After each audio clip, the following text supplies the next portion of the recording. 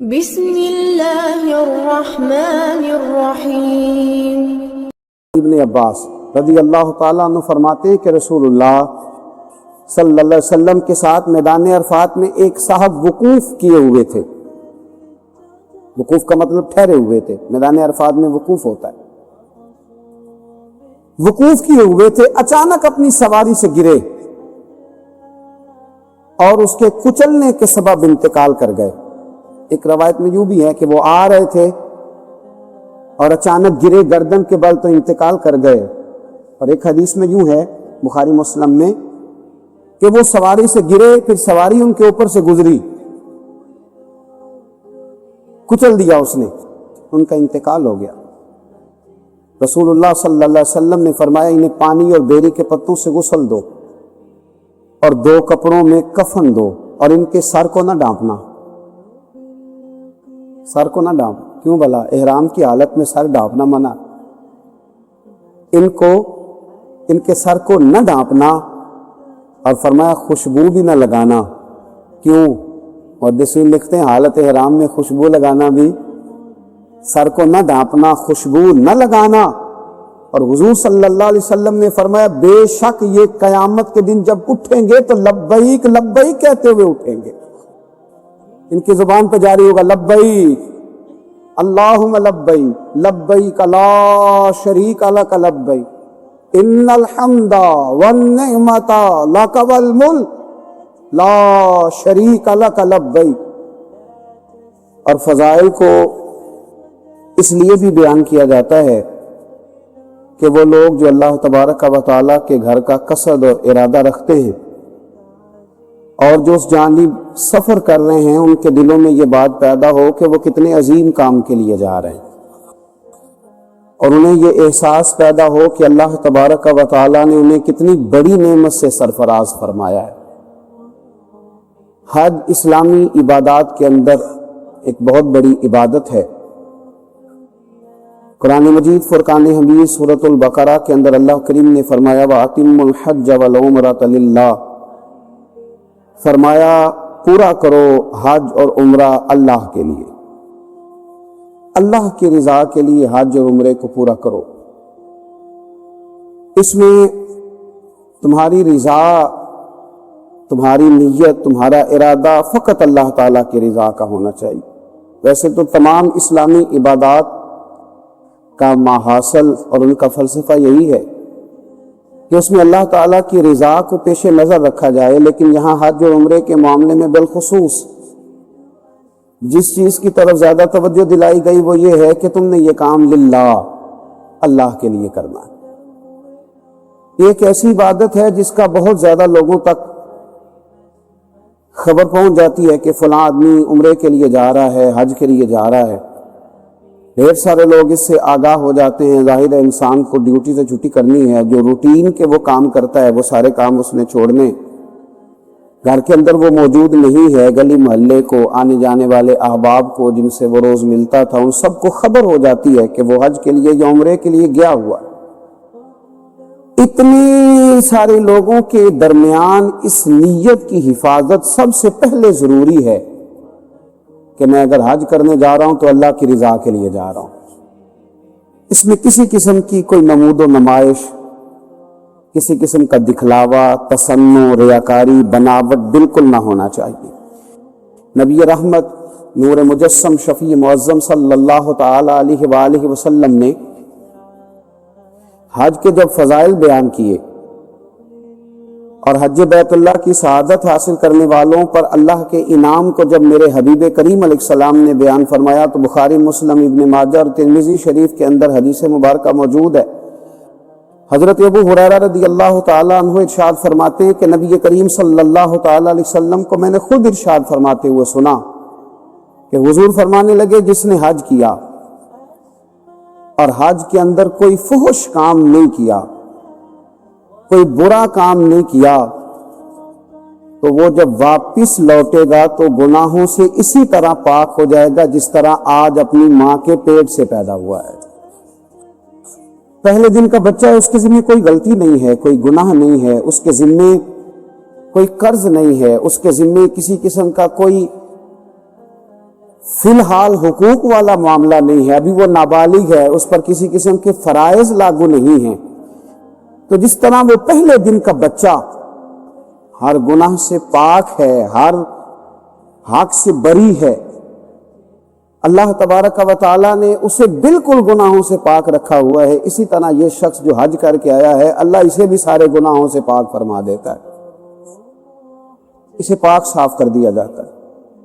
اب اس کا ذمہ ہے کہ یہ واپس لوٹے تو حقوق العباد کو ادا کرے، یہ محسوس کرے کہ اللہ تبارک و تعالیٰ نے اب مجھے معاف فرما دیا ہے، اب مجھے پھونک پھونک کر قدم رکھنا ہے، اب مجھے یہ احساس پیدا کرنا ہے کہ میں وہ شخص ہوں جو اللہ کے گھر سے ہو کے آیا ہوں، میں وہ شخص ہوں جو میدان عرفات میں رک کر کے آیا ہوں، جو مینا مزدلفہ کی حاضری سے واپس لوٹا ہوں، جس نے بیت اللہ کا طواف کیا ہے، اور میں وہ سعادت مند ہوں جسے مصطفیٰ کریم نے اپنے روضے پر کھڑے ہونے کا موقع عطا فرمایا ہے۔ اس ذوق کے ساتھ یہ واپس لوٹے اور اس شوق کے ساتھ یہ جائے کہ اس کو بدلنا ہے، اس کو بدلنا ہے۔ ہمارے ایک بزرگ تھے، ایک صاحب حج کے لیے جانے لگے تو ان سے کہنے لگے کہ میاں بوڑھے بھی ہو گئے ہو، عمر کا تقاضا بھی ہے، تو داڑھی شریف کیوں نہیں سجا لیتے؟ کہنے لگے میں جا رہا ہوں انشاءاللہ وہاں سے رکھ کے آؤں گا۔ یہ بھی بہت قیمتی بات ہے، اور بزرگ کسی کو نصیحت بھی کرتے ہیں تو نصیحت بھی اس طرح کرتے ہیں کہ بات دل میں اترنی چاہیے، بندہ قائل ہو جانا چاہیے، گھائل نہیں ہو جانا چاہیے۔ تو کہا بھئی داڑھی رکھ لو، کہنے لگے میں حضرت وہاں سے رکھ کے آؤں گا، حج کے لیے جا رہا ہوں۔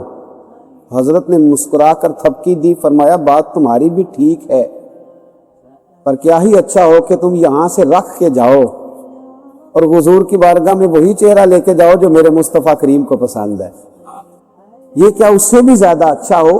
تو جب ہم ساری تیاریاں کر رہے ہوتے ہیں حج کی، تو ہمیں یہ احساس بھی اس میں ضرور ہونا چاہیے کہ میں اگر گھر والوں کا خرچہ دے کے جا رہا ہوں اس لیے کہ میں اپنے گناہ معاف کرانے جا رہا ہوں، تو مجھے کچھ حقوق العباد کا بھی خیال رکھ کے جانا چاہیے، مجھے قرضے بھی ادا کرنے کی کوشش کرنی چاہیے، میرے ذمے جن لوگوں کے حقوق ہیں مجھے وہ بھی ادا کرتے ہوئے رخصت ہونا چاہیے۔ یہ سارا احساس بھی ہمارے دلوں کے اندر پیدا ہونا چاہیے، اس لیے کہ جب ہم نے واپس لوٹنا ہے تو ہمارے گناہ رب کریم نے اپنے فضل سے معاف فرما دینے۔ اب جب گناہوں کی معافی ہو جائے گی تو ظاہر ہے کہ حقوق العباد کا معاملہ ایسا ہے جس کے لیے کوشش کرنا پڑتی ہے۔ تو اللہ کے محبوب صلی اللہ علیہ وسلم نے حج کے فضائل کو بیان کیا۔ بعض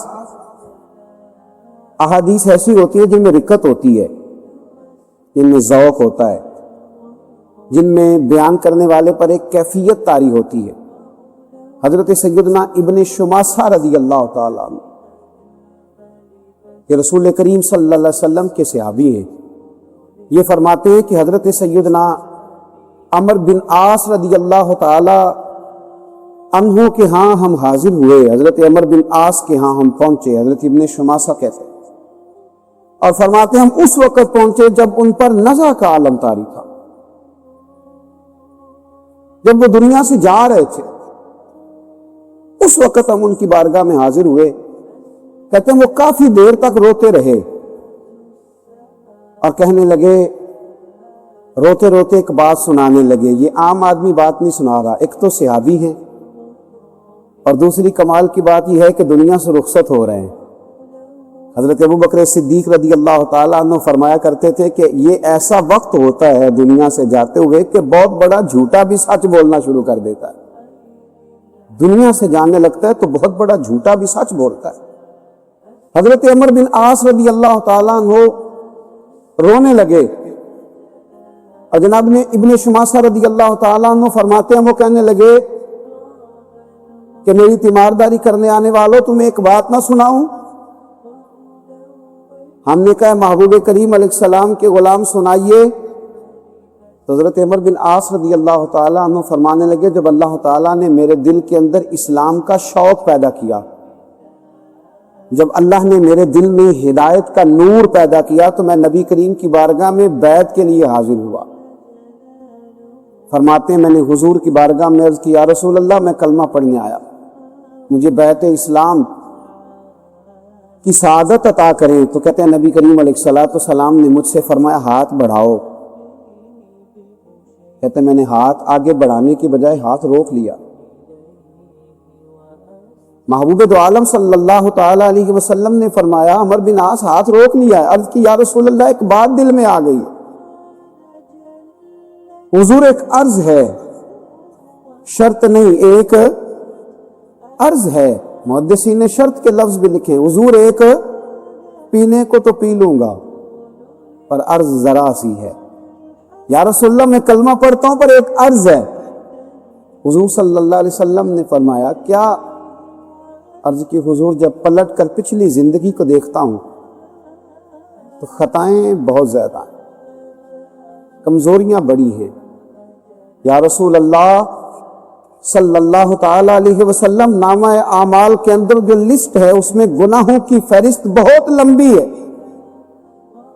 یا رسول اللہ صلی اللہ علیہ وسلم کیا میں آپ کی زبان فیض ترجمان سے یہ سن سکتا ہوں کہ اللہ میرے پچھلے گناہ معاف کر دے گا؟ حضور آپ مالک جنت ہیں، کیا مجھے یہ بشارت نصیب ہو سکتی ہے؟ تو حضرت عمر بن عاص رضی اللہ تعالیٰ عنہ فرمانے لگے میرے محبوب کریم علیہ السلام نے مجھ سے فرمایا کہ اے عمر تمہیں پتہ نہیں، کیا تمہیں خبر نہیں کہ جب کوئی آدمی کلمہ پڑھ لیتا ہے تو اللہ اس کے پچھلے سارے گناہ معاف کر دیتا ہے؟ اور کیا تمہیں خبر نہیں کہ جب کوئی آدمی دین کے لیے ہجرت کرتا ہے تو اللہ اس کے پچھلے سارے گناہ معاف کرتا ہے؟ اور کیا تمہیں خبر نہیں کہ جب کوئی بیت اللہ شریف کا حج کر لیتا ہے تو اللہ اس کے پچھلے سارے گناہ معاف فرما دیتا ہے؟ تو حضرت عمر بن عاص رضی اللہ تعالیٰ عنہ اس فضیلت کو، اس بات کی اہمیت کو سمجھیے کہ حج بیت اللہ کی فضیلت کو حضرت عمر بن عاص رضی اللہ تعالیٰ عنہ اپنے مرض وصال میں بیان، اور صرف حضرت عمر بن عاص نہیں بلکہ حضرت زازان رضی اللہ تعالیٰ عنہ بیان کرتے. دیکھیے کتنے خوبصورت نام ہیں حضور کے غلاموں کے. حضرت زازان رضی اللہ تعالیٰ عنہ بیان کرتے ہیں کہ حضرت ابن عباس رضی اللہ تعالیٰ عنہ حضور کے چچا زاد ہیں، فرماتے ہیں وہ بھی جب شدید بیمار ہوئے تو انہوں نے اپنے بچوں کو بلایا اور سب کو اپنے پاس جمع کیا. آخری وقت پتہ ہے ہمارے ہاں لوگ کیا وصیتیں کر رہے ہوتے ہیں، فلاں مقام فلاں کا ہے، فلاں جائیداد فلاں کی ہے، فلاں پیسے فلاں کے، یہ سونے کی بالیاں فلاں کی ہیں، اور فلاں جگہ پڑا زیور فلاں کا ہے. تو حضرت ابن عباس شدید بیمار ہیں، بچوں کو بلایا اور وصیت کیا کرتے؟ کہتے ہیں میرے بچوں میں نے نبی کریم علیہ السلام سے ایک بات سنی ہے، میں جاتے ہوئے تمہیں بتا کے جانا چاہتا ہوں. عرض کی ابا جی بتائیے، دادا جی بتائیے.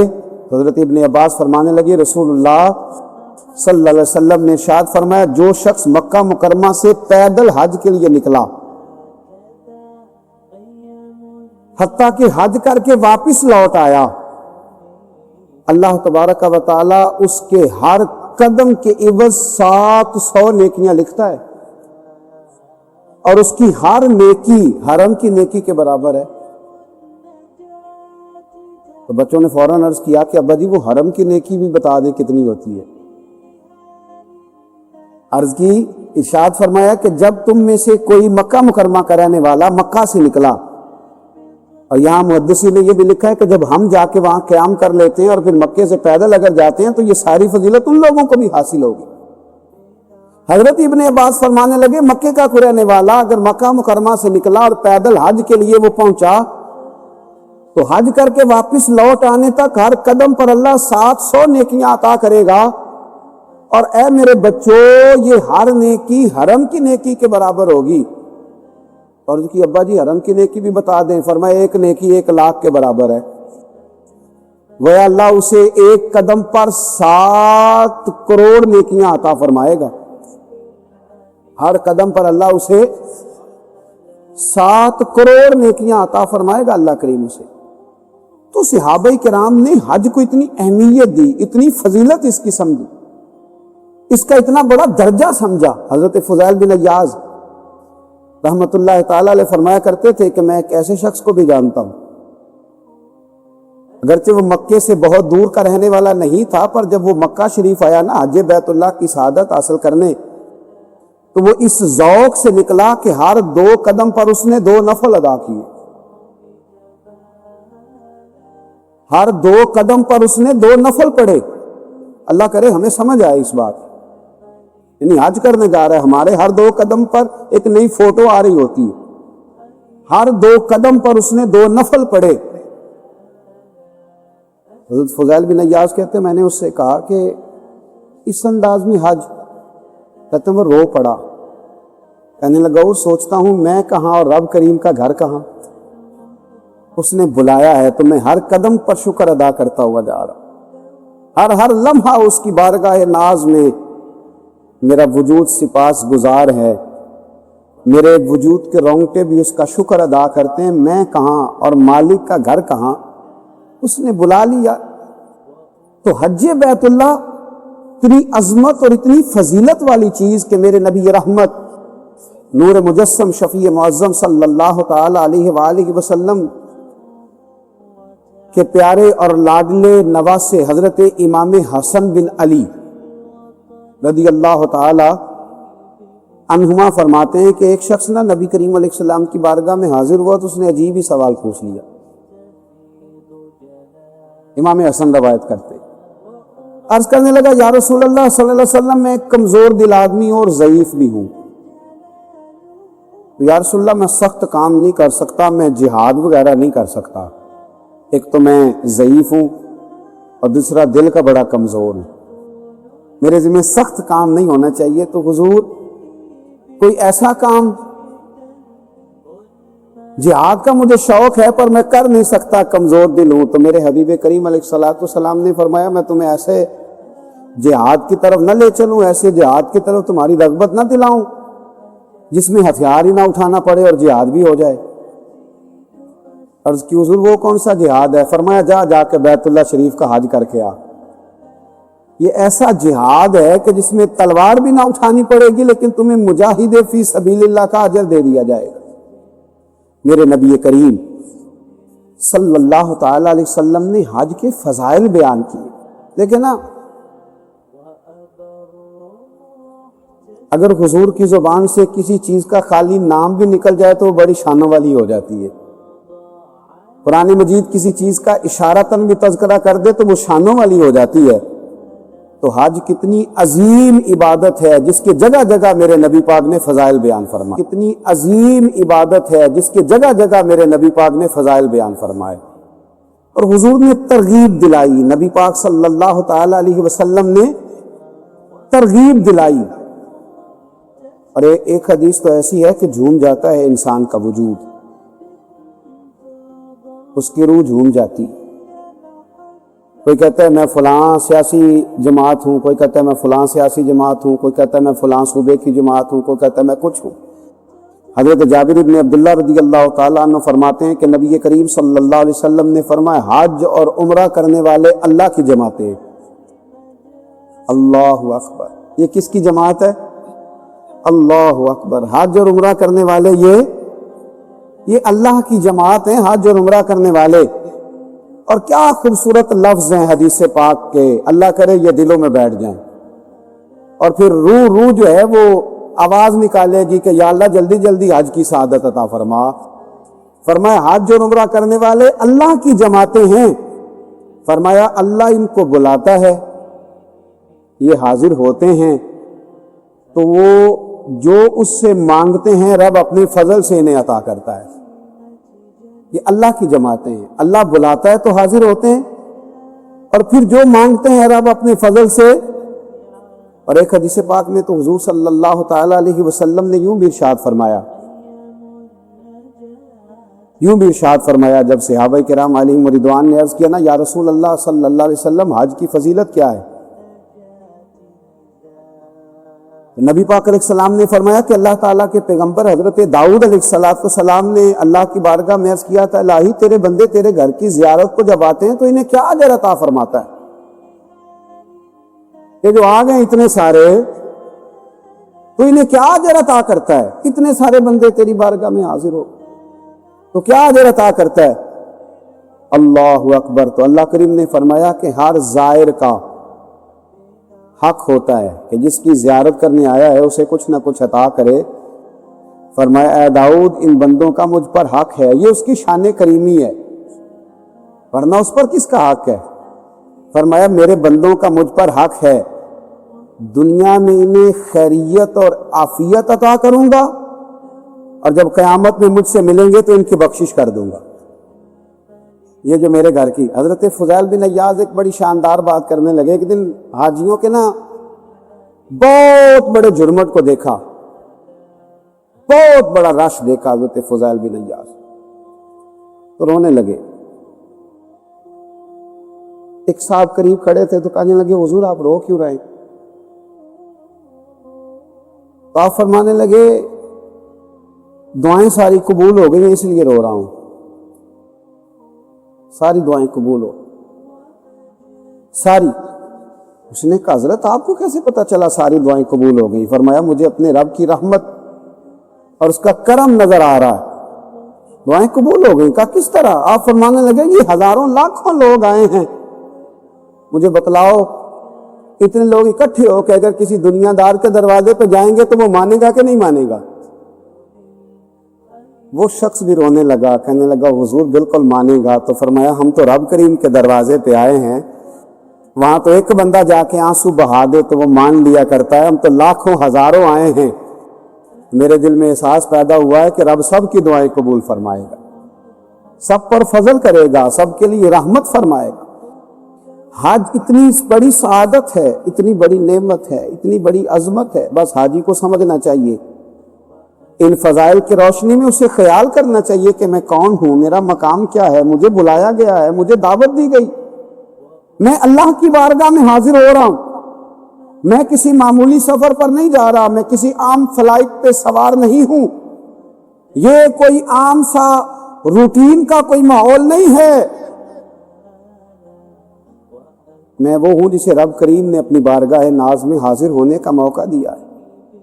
میں اس کے گھر کا دیدار کروں گا، میں اس کے گھر کی زیارت کروں گا، میں حجر اسود کے بوسے لوں گا، میں آب زمزم کے جام پیوں گا، میں جب عرفات میں جاؤں گا تو رب کریم سارے گناہوں کو معاف فرمائے گا، میں اس کی بارگاہ ناز میں حاضر ہونے کے لیے جا رہا ہوں۔ میرے نبی کریم رؤوف الرحیم سید عالم صلی اللہ علیہ وسلم نے فرمایا اللہ حاجی کی بھی مغفرت فرماتا ہے، اور حاجی جس کے لیے دعا کرتا ہے اللہ اس کی بھی بخشش فرماتا ہے۔ اب دیکھیں نا میدان عرفات میں جو سب سے زیادہ کرنے والا کام ہے وہ دعائیں کرنے والا ہے۔ میدان عرفات کی کوئی لمبی چوڑی عبادت نہیں ہے، 2 رکعتوں کی نماز اور ہے، 2 رکعتوں کی نماز اثر ہے، وہاں کرنا کیا؟ دعا، کھل کے دعا، کھل کے۔ حضرت ابراہیم ابن ادم کو لوگوں نے دیکھا کہ اتنی دعائیں مانگتے، اتنی دعائیں مانگتے، اور ایک دعا جب ایک دفعہ مانگ لیتے تو دوبارہ اس کو دہراتے ہی نہیں۔ میدان عرفات میں مانگتے جا رہے ہیں، مانگتے جا رہے ہیں، مانگتے جا رہے ہیں، ایسے جیسے سامنے لسٹ کھلی ہوئی ہے۔ ایک صاحب نے عرض کی حضور آپ کا میدان عرفات میں نے عجیب ہی منظر دیکھا ہے کہ آپ دعائیں مانگتے جا رہے ہیں، مانگتے جا رہے ہیں، اور جو لفظ ایک دفعہ ادا کرتے ہیں دوبارہ ادا نہیں فرماتے، نہیں دعا مانگتے ہیں۔ تو آپ فرمانے لگے دامان کرم بھی تو کھلا ہوا ہے نا، اس کی رحمت کے دروازے بھی تو کھلے ہوئے ہیں نا، یہاں دعا مانگنے آیا ہوں۔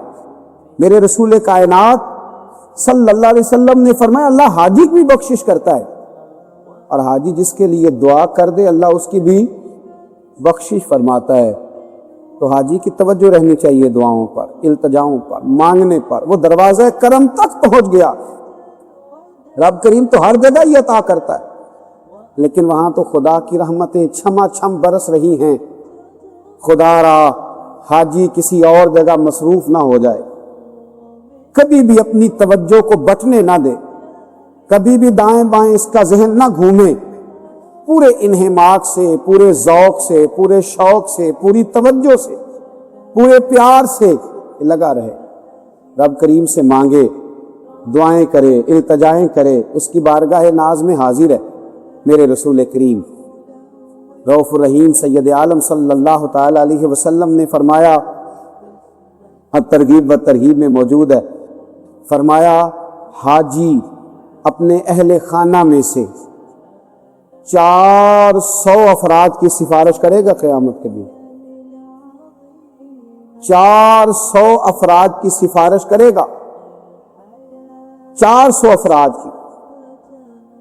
اصل میں بات بہت بڑی کر دی ہے میں نے. 4 آدمی کو بندہ نوکری لگوا دے تو اس کا چرچا ہو جاتا ہے. جب 4 لوگوں کو حفظ کرا دیا جائے یا 4 بچوں کو عالم بنا دیا جائے تو اس کے پوسٹر چھپتے ہیں اور جگہ جگہ لگتے ہیں. اور یہ کوئی عام فرمان نہیں، یہ مصطفیٰ کریم علیہ السلام کا فرمان ہے. آپ معمولی بات سمجھتے ہیں. اور آپ جب الجھے ہوئے ہوں، جب آپ پریشان ہوں، جب آپ تکلیف میں ہوں، جب آپ آزمائش میں ہوں، اس وقت جو تسلی کا بول دے اسے بھی پیار ہو جاتا ہے. میدان محشر سے بڑی بھی کوئی آزمائش ہوگی؟ قیامت کی سختیوں سے بڑا بھی کوئی منظر ہوگا جہاں قرآن کہتا ہے کہ ماں بیٹے کو، باپ بیٹے کو، قرآن و سنت بتاتا ہے بھول جائیں گے لوگ ایک دوسرے کو. اس مقام پر حاجی اپنے آپ کو معمولی نہ جاننا، خبردار کہیں اور نہ کھو جانا، خبردار تیری تصویریں اور تیرا دنیا کو بتلانا اور تیرا ریاکاری اور تسنع کہیں تیرا ذوق نہ ضائع کر دے. سمجھ اس بات کو. مدینے کے چاند نے فرمایا ہے، آمنہ کے پیارے لال نے ارشاد فرمایا ہے، حضور علیہ السلام نے فرمایا لوگو تمہارا وہ مقام ہے کہ اپنے اہل خانہ میں سے، اور میں تو کہتا ہوں اللہ کی رحمت سے بعید نہیں ہے، دوست احباب میں سے بھی اس کا کرم ہے، اس کی رحمت ہے. فرمایا 400 افراد ایسے ہوں گے جو حاجی کی سفارش سے اللہ انہیں جنت عطا کر دے گا. 400 لوگ ایک حاجی کے کہنے پر اللہ کریم انہیں جنت دے گا اور وہ جنت کے اندر داخل ہو جائیں گے. میرے رسول کریم صلی اللہ تعالی علیہ وآلہ وسلم نے حج کے فضائل، پھر آپ دیکھیے لوگوں نے کس طرح حج کی. حضرت آدم علیہ السلام نے 1000 حج فرمایا. حضرت فضیل بن عیاض نے 60 حج فرمائے. بعض جگہ میں نے پڑھا کہ بعض صحابہ ایسے ہیں جنہوں نے 40 حج فرمائے. امام حسن اور امام حسین نے امام حسین الحسن والحسین سید الشباب اہل الجنہ، خالی جنتی نہیں جو جنتیوں کے سپہ سالار ہیں، اور میں کہا کرتا ہوں جو جنت کے مالک اور وارث ہیں. امام حسن اور امام حسین نے مدینہ طیبہ سے پیدل جا کے مکہ مکرمہ، دونوں بھائیوں نے 25 حج ادا فرمائے پیدل جا کے. سواریاں موجود تھیں، گھوڑے موجود تھے، اونٹ موجود تھے، پر امام حسن بھی پیدل جاتے تھے، امام حسین بھی. اصل میں نا ایک ذوق ہوتا ہے انسان کا. وہاں تو اب یہ منظر ہے کہ بس کا اے سی خراب ہو جائے تو حاجی جھگڑا کرتا. وہاں تو وہ کہتا ہے کہ یہ جہاز کی سیٹ تنگ ہے، تھوڑی کھلی ہوتی تو میں ذرا سا کھل کے بیٹھتا، میں ذرا ذوق شوق سے بیٹھتا. اور حال کیا ہے کہ امام حسن اور امام حسین جن کو ذوق کا پتہ تھا، جن کو درد کا پتہ تھا، دونوں بھائیوں نے مدینہ طیبہ سے مکہ مکرمہ جا کے 25 حج کیے اور پیدل فرمائے. ایک سال امام حسن کی طبیعت مبارک کچھ علیل تھی تو امام حسین عرض کرنے لگے بھائی جان اس سال سواری پہ نہ چلے جائیں.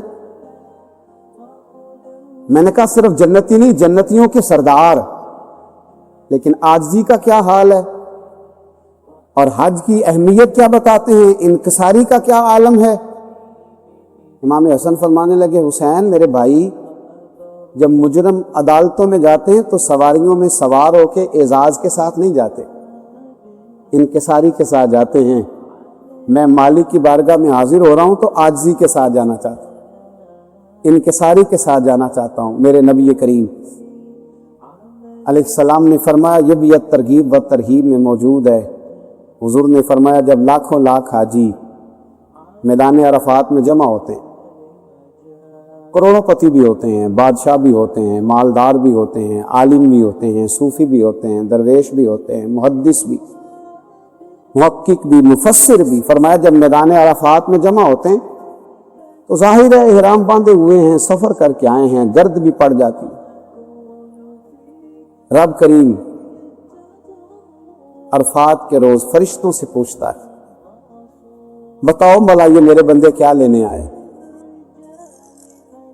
تم نے تو کہا تھا نا اتجعل فیہا من یفسد فیہا، کیا تو اسے بنائے گا جو زمین میں فساد کرے گا؟ گویا کیا لینے آئے ہیں؟ مالدار بھی ہیں، صاحب علم و فضل بھی ہیں، اور گھر میں آرام دہ بستر موجود تھا، کیا لینے آئے؟ فرشتے عرض کرتے ہیں مالک یہ تجھے راضی کرنے آئے۔ ان کی داڑھیوں پہ گرد پڑ گئی، ان کے وجود تھکاوٹ سے چور ہو گئے، اپنی مرضی کا کھانا نہ کھا سکے، اپنی طبیعت کے مطابق سو نہ سکے، پر تجھے راضی کرنے آئے ہیں۔ رب کریم فرماتا پھر گواہ ہو جاؤ میں نے ان سب کی بخشش کر دی ہے، میں نے ان کے گناہوں کو معاف کر دیا، میں نے انہیں معاف کر دیا اس لیے کہ یہ میری خاطر آئے، اس لیے کہ یہ مجھے راضی کرنے کے لیے آئے ہیں۔ میرے رسول کریم صلی اللہ تعالی علیہ وسلم نے حج اور عمرے کے فضائل کے حوالے سے ہر پہلو کو ظاہر ہے انسان سفر کرنے کے لیے نکلا ہے، راستے میں کچھ بھی ہو سکتا ہے، تو میرے نبی کریم علیہ السلام نے وہاں بھی وضاحت بیان کی، حضور نے وہاں بھی ہمیں ارشاد فرمایا۔ نبی کریم علیہ السلام فرمانے لگے، حضرت ابو ہریرہ فرماتے ہیں کہ حضور فرمانے لگے جو شخص حج کے ارادے سے چلا پھر راستے میں فوت ہو گیا، حج یا عمرے کے ارادے سے نکلا اور راستے میں فوت ہو گیا، انتقال کر گیا، تو حضور فرماتے ہیں اس کے لیے قیامت تک بار بار حج عمرہ کرنے کا اجر لکھا جاتا ہے، قیامت تک اس کے، تو اللہ کے راستے میں تھا نا، بار بار اس کے لیے بار بار، یعنی وہ حج ہی کرتا چلا جائے گا، وہ یوں سمجھیے کہ عمرے میں ہی ہے، وہ یوں سمجھیے کہ اسی حالت میں ہے، وہ اسی طرح اللہ کی بارگاہ میں حاضر ہے۔ سبحان اللہ و بحمدہ